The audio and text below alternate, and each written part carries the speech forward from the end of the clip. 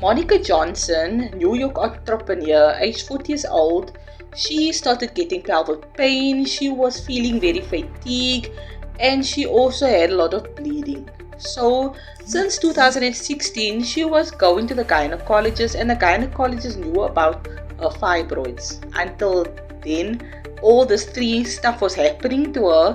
So, eventually, she had to go for a reconstruction of her pelvic for some surgery to reconstruct the whole pelvic system and just to make her feel much better, because imagine, it just shows a doctor sees what's wrong with you, but then they don't take it serious until something very bad happens to you. So guys, we can't always trust a doctor what they say, because I don't understand how doctors do this and then they don't give you surgery or give you proper treatment in the end.